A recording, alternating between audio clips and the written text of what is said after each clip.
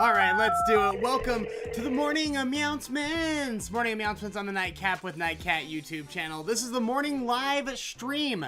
It's the kitsch-minded morning show where we get you ready for the day. We've got such a great show for you coming up. I'm going to tell you all the hot gossip in the pop culture news so that you don't feel left behind when you get to work and school today. And then we're going to get into the Encyclopedia Horrifica to learn some fun facts about sea monsters. And before we get into any of that, though, it is Show and Tell Friday. Show and Tell is always my favorite part of school, and it's ridiculous as adults that we don't get to take all of our cool stuff to work and show it off to our friends and make them watch all of our weird, cool stuff. So I thought I would keep doing it anyway with the Morning aMEOWncements. We're gonna hop on over to the Angela bag. This is Angela from 90 Day Fiancé. And these are things that I've found at like thrift stores, you know, in my travels as a toy collector, looking for stuff. This is cool stuff that I found. Let's get started with the singing Croc. All right, so he actually, if you remember, and you've been watching for a second, he actually used to sit right on top of the fish tank there where the Weasley car is now. So he's moved to the living room. Do you remember the Billy Bass fish? Do we all remember Billy Bass? He was the fish that you put up on your wall like this, and you walk by, and there was a motion sensor, and he'd start singing, "Put me in the water," whatever. Well, this is what he does.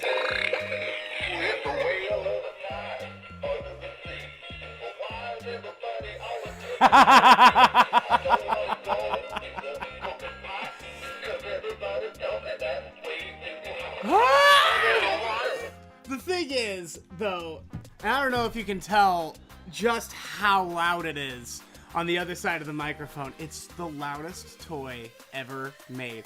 No one can enjoy it. Like, you can't just go by and casually hit it. It's so loud, and the music goes on for like a full minute. So it's not an enjoyable toy at all.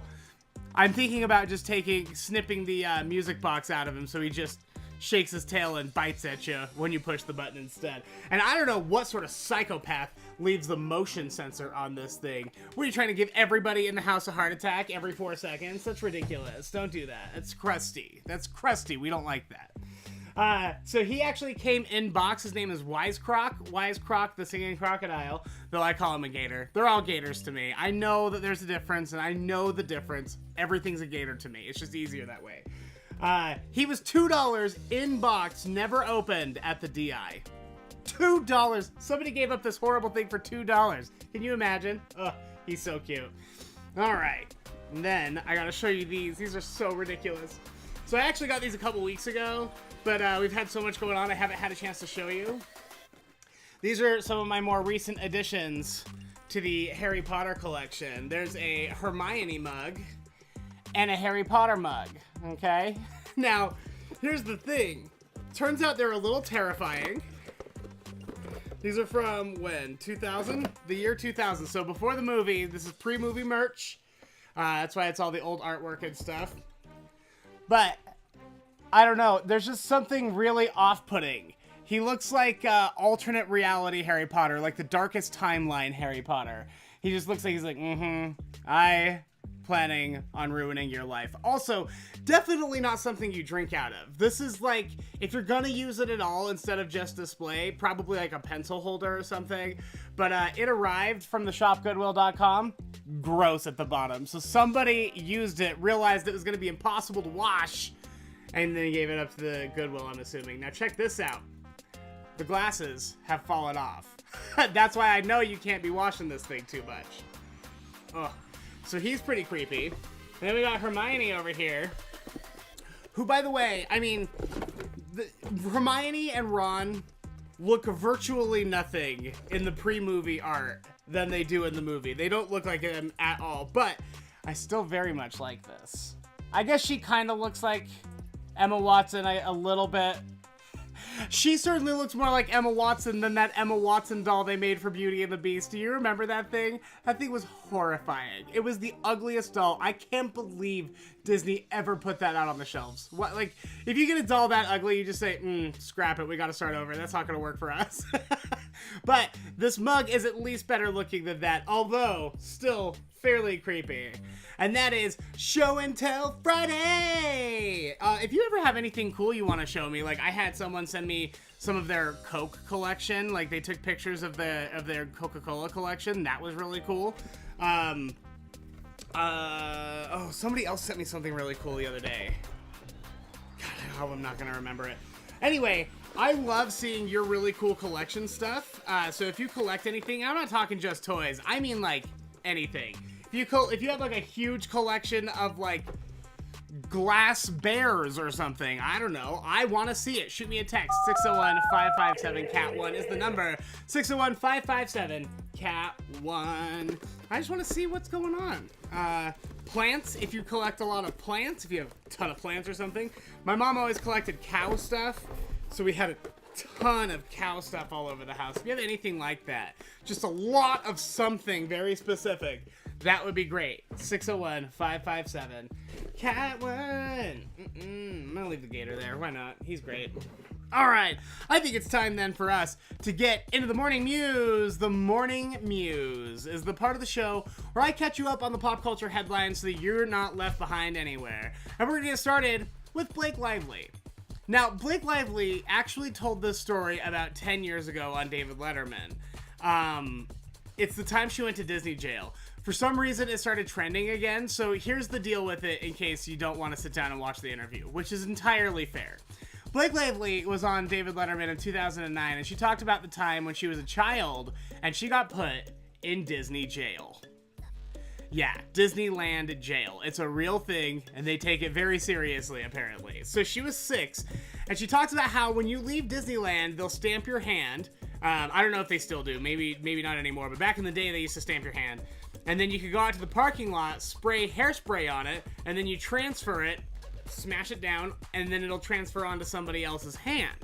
Not saying that I've ever done this, but I know that the same thing works at your high school dances and your middle school dances. If you don't want to pay your school like $10, which, by the way, you already pay them with taxes, thank you so much. But if you don't want to pay your school the $10 to get into the dance at your high school's cafeteria, yeah, you can just spray a little bit of boop, smash it, bam. Now you both got to stamp into the dance. Hello, cheap date. Don't do that. It's bad. It's stealing. Anyway, so Blake Lively was talking about how you can do that, and she had a transferred stamp on her hand. She was 6 years old. So obviously it was like her parents. She talked about how her and her parents used to go to Disneyland all the time. And I believe that her parents live in Salt Lake City. So going to Disneyland once or twice a week, that definitely tracks. That's very, very Utah. And I'm assuming one of the adults just stamped her hand with their hand and they went back into the park. So she got caught with it. She talks about how she goes down under, like, into the air, into like the Disney jail area. She goes, you go into this building, and it's all white. Like upstairs, where there's beautiful everything Disney, everything's magical and colorful and bright and sparkly and makes sounds and stuff. She goes, you go down there, it is otherworldly. Like, it's all white. The walls are white. The floor is white. The ceiling is white. Everyone is wearing white. And they walk you back into this room, and they sit you down, and they interrogate you. And I was 6. Yeah, not cool, Disney. And she was just like, I just think it's weird that for a company that spends billions of dollars trying to attract and entertain and make kids happy, why were they so shocked that a kid tried to sneak in? That's ridiculous. So that's what the deal. If you see Blake Lively going around, it's not anything new. I was hoping we would get some new movies or something, but she's just talking about the Disneyland thing. All right, Michael Strahan. I didn't get a chance to get his picture up. But Michael Strahan, we all know him. He hosts the Live with Kelly and Michael. He used to be an NFL player. He's very famous. So handsome, by the way. Him and his mom did the Campbell Soup commercials, if you remember that. But he has this like signature gap between his front 2 teeth. And yesterday, he posted about how he's getting that gap fixed, quote unquote. He says he's gonna get it closed, and that's what was going on. Here's the thing though, his fans like melted down. They were like, Michael Strahan and the tooth gap are synonymous. You can't have one without the other. You know, you can't just do this. And they inundated him. They flooded him with messages like, don't fix it. We love it. It's your signature look. You're getting rid of like the thing that makes you unique. Why would you do that? And he revealed that it was all an April Fool's joke. He was never actually doing it. He never actually got it done. But he was really touched because he was just like, man, it's one thing that I know I might, it's an easy target. It's something that people pick on. Like, it's one of the first things. He goes, but I didn't realize how many of my fans genuinely loved it and how important it was to them that I kept it. Isn't that sort of cute? I think that's really nice. So be nice to Michael Strahan and be nice to people with gap teeth. A man in New Mexico. Oh, this is so bonkers. A man in New Mexico was in the grocery store. He went to an Albertsons in Las Cruces. He was in there for about 10 minutes when he came out and discovered that the window in his back seat that he had left cracked had filled with 15,000 honeybees. So it is spring, it is swarming season, and I guess around this time, sometimes hives will split, so you'll have a huge hive, and then they split, a new queen takes half the hive, or a portion of the hive, and they go start another one, and that's how new hives get started, apparently. But in the meantime, they're just swarming, and they're looking for a home, and they're looking for any place to land. So it looks like this swarm landed in this guy's back seat. So he calls fire department. Fire department calls an off-duty firefighter who happens to have years of beekeeping experience. And he got in there and he goes, don't worry, everything's fine. Luckily, when they're swarming, they don't have a home to protect. So they're much more docile. They probably won't do anything. They're more intimidating than anything else. They won't do much. So he walks in there, and he ended up taking a half hour to get all 15,000 bees into an empty hive box, and he will be taking that hive box back to his house, where he already has like 4 or 5 hives himself. So he'll be taking that hive box, and he has more bees. So many free bees. If anybody called me and was just like, hey, I found like 15,000 lizards in my backseat. Do you want them? I'd be like, yeah, I'll be right there. So that guy, that's like his luckiest day ever. Getting a new queen, a new hive for free? What's up? That's up. And finally, we have new music from Demi Lovato. The album is called Dancing with the Devil, The Art of Starting Over. It really details, I think, and it's a good album. It is good. It's almost reminiscent of, do you remember Kesha's Rainbow album? That, not Rainbow. Oh, what was it? God, I'm never gonna remember. It's the first album she put out with, after Dr. Luke, all of the Dr. Luke accusations went down, and she released Praying. It has, the first song on the album has praying vibes to me. And it really is about her kind of talking about her struggles with addiction and, abuse and all of this stuff. And particularly her overdose in 2018, which left her temporarily blind for a while. She's talking about all of it in this new album. So check it out. It is on Spotify. I have only listened to about half of it. I didn't have a whole lot of time this morning to listen to all of it, but it sounds really good. I'm impressed. I think I could get really, really into it. And when I say I'm really, really into an album, I mean like nothing in this house has played for the last year besides Taylor Swift's Folklore, Taylor Swift's Lover.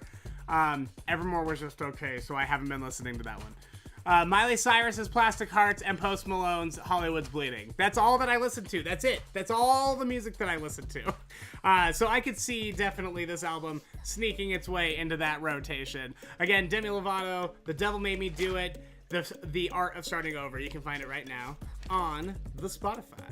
All right. Before we continue, I would like to thank you, everyone who is a member of our Patreon. Patreon.com/Nightcat Show. You make a monthly donation, I take that money, and I make a show with it. It's super duper fun, and it's a really easy way to contribute to the show. It's honestly the best way to contribute to the show.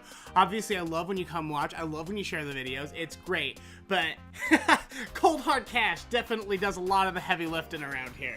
You can become a patron for as little as $3 a month. $3 or $5 are what I'm asking for. You can join right now at patreon.com/nightcatshow. If you feel like donating a little extra, like a few of our higher paying donors, great. But again, man, I've said it a million times. Like, I understand not everyone can, can chip in.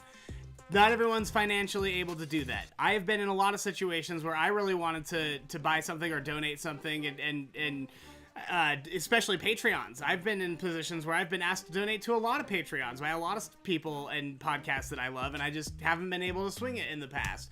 So don't feel bad if you can't do it. I totally get it. But for those of you that can, I certainly appreciate the generosity. Patreon.com/nightcatshow. And don't forget, there is the first ever episode of Curiosity Killed Nightcat. That's our true crime paranormal podcast. It should be up right now. It should be in your inbox. It should be wherever you get your podcasts, my friend. Apple Podcasts, Spotify, Spreaker, wherever it might be. Look for the Nightcat Radio Podcast, because that's where Curiosity episodes are. The Curiosity episodes get transferred over to the Nightcat Radio Podcast. So look for the Nightcat Radio Podcast wherever you get your podcasts. Patreon, you get your episodes a week early. You will be getting episode 2 today. I'm just making some tweaks still. There are a couple things that I'm not happy with that I'm editing, but you should be getting that this afternoon, so look forward to episode 2. But everybody, you now have access to episode 1. Go download it, or else. Alrighty, let's check in with the chat. Let's see what's going on. Say hi to everybody. Good morning, Marissa, Erica, Zizor. Brooklyn is awake. Brooklyn, good morning, dear. She's not a real before 7 o'clock gal, so I'm very impressed. Great job. Good morning. Shelby, good morning. Oh, and good morning to Brooklyn's husband as well. Erica, hello, dear. Jessica, good morning. Oh,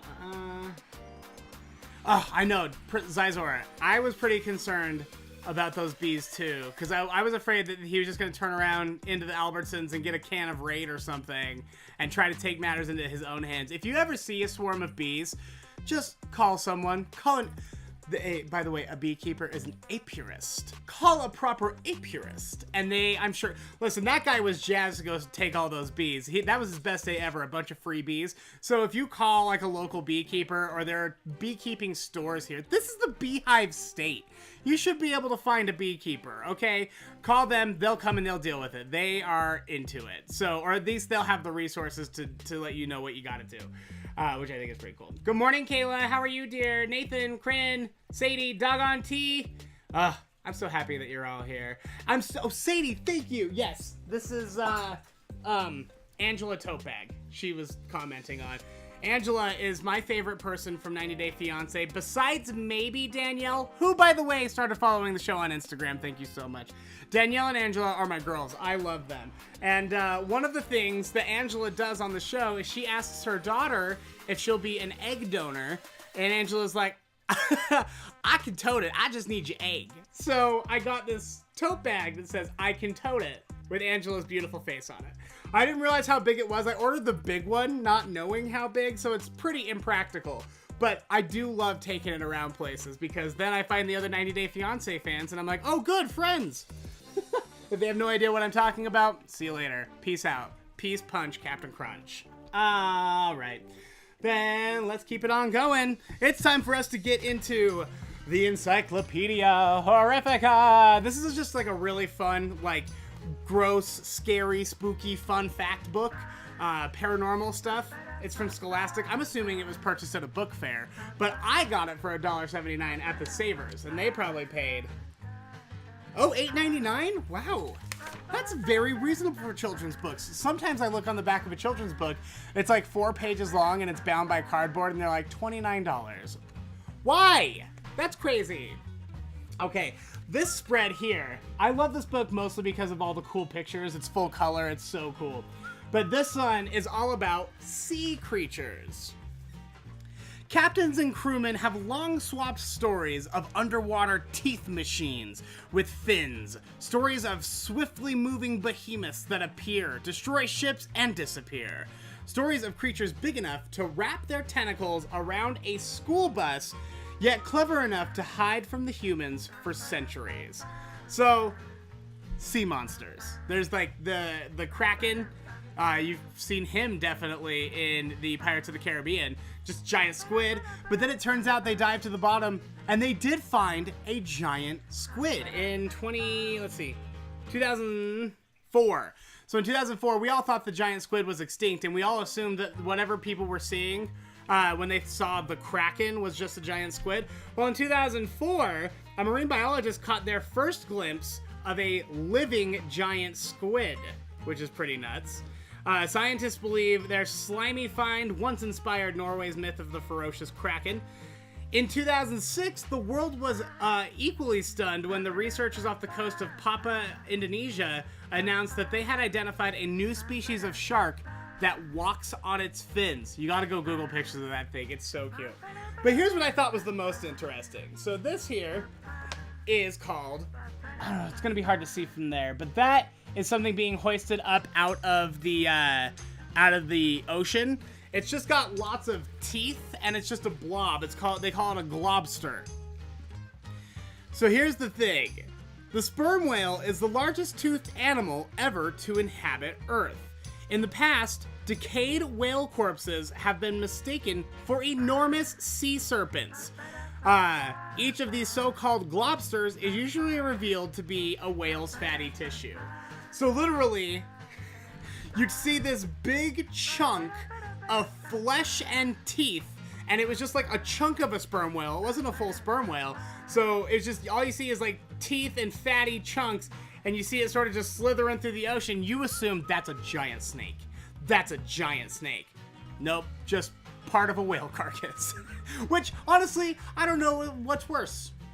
I don't know if I would be more interested in dealing with a giant dead whale or a giant live sea serpent. Oh, I want to tickle the sea serpent's belly. Just give him little chin scratches, tickle his belly. So cute. They have the longest bellies. You gotta tickle forever. And that is the Encyclopedia Horrifica. Oh, so I do have to say real quick, we're not doing Prize Pond today. My phone has been acting weird all week, so I'm ordering a new part that should help things go along a little more smoothly, but we won't have it right now. So, thank you for watching anyway. I know everyone likes to play for the prizes. I love playing Prize Pond. It's so much fun, but we'll get that going again next week. In the meantime, though, I do want to check in. Aww. These are our caterpillars. We're gonna raise them into big, strong butterflies, and then we're gonna go to the park and release them. Now, this cup here, this cup is like full of monster caterpillars. Look at these things. These are like 2 or 3 times the size they were when I first got them here. Here, let's take a look at this belly. Oh, that's a good belly. I like that. Hello. Hello, little belly. So these guys are doing great. This cup, on the other hand, just not nearly as big, not eating nearly as much, not nearly as active. There's a little crunchy dude right down there. He hasn't moved since he got here, so I'm pretty sure he's dead. But everyone else, like, they're doing okay. They're moving slowly and they're eating, but they're certainly not as active as these guys over here in this cup. So that's what's going on with them. I'm suspecting, and like I said, the guys here on the left, they're pretty active, so I'm assuming we should have cocoons probably around this time next week. We'll keep checking in on them every day, check their progress. It would be really great, though, if we got some cocoons pretty quick. I just love these. Yeah, so caterpillars, it turns out, grow crazy fast. For those of you who are looking at them now and seeing just how big they got in like 2 days. There's some caterpillar species that I was reading about that will double in size every day until they build their cocoon, which is bonkers. So I don't know if these guys are. I mean, they're certainly on track. They're gigantic now, and when I got them, you could barely even see them. So I don't know. I'm having so much fun. I love butterflies. I love critters. I don't know if you can tell, but I love critters. I've got lots of critters around this house. All right, that's the Caterpillar cam. Real quick, before we continue, I would like to plug our true crime tours. They went on sale exactly 1 week ago today, and they are over halfway sold out. They are starting at the end of April and the beginning of May. If you would like to get your tickets, they're going very quickly. The link is down in the description of this video. Just look for the link tree. Link tree will say linktr.ee/JacksonWitt. If you click on that, it'll take you to not only the True Crime Tours, but also to episode 13 of Nightcap with Nightcat. All sorts of videos, my social media. It'll take you anywhere you need to go. It'll take you to the merch store, anywhere. Link tree down in the description of this video. Oh, excuse me, my goodness. We're gonna have so much fun on these walking tours. Ah! Who's going? Tell me in the chat if you're going. I'm so excited to see you. And let's see. True Crime Tours, Caterpillar Cam, Encyclopedia Horrifica. We did the Patreon, we did the Morning Mews. We checked in with everyone, we did the opening bit. Nisha, you should be able to find them on Stitcher. I'm almost positive that Nightcat Radio, but by the way, Nightcat Radio, it's not just the Curiosity Killed Nightcat episodes I was telling you about. I also upload the audio from every Morning Announcements and every Nightcap with Nightcat video. That's all getting posted on the Nightcat Radio podcast. So you should be able to find that on any major one, including Stitcher. I haven't checked it, but I'm pretty positive. Brooklyn, that would be so fun. That would be a great birthday present. We would have a good time, for sure, going on a walking tour. Corinne, I'm excited you're going to be there. That's very good. I will see you. Oh, I'm going to see you so soon. Okay, well, I'm going to just let you go. I think I'm talking in circles. I've taken up enough of your time. You're very busy people. Thank you so much for watching, for supporting the show, for helping us get through another week. Make sure, if you have anything fun going down this weekend, anything cool that you want to talk about, you shoot me a text to 601-557-CAT1. Anytime, just shoot me a text. Leave me a voicemail. I also love voicemails. Very, very fun.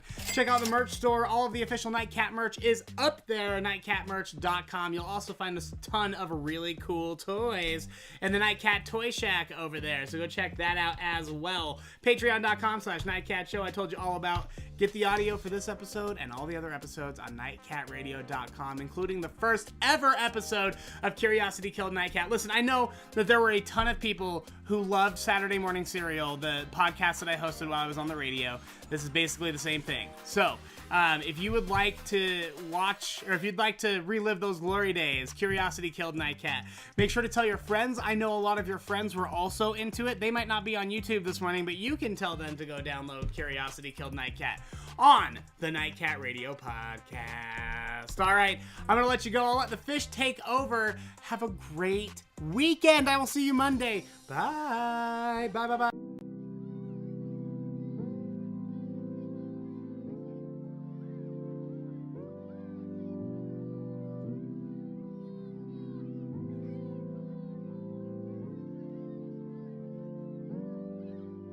Okay, I had to pop back in. So that's an incredibly rare sighting that you just had. That's a coolie loach is what they're called. Coolie loaches, they look like little eels, and they are invisible. They hide. I have 3 of them in this tank, and I never see them. So I was moving it over to the other fish tank, but I had to show you the coolie loaches because they're so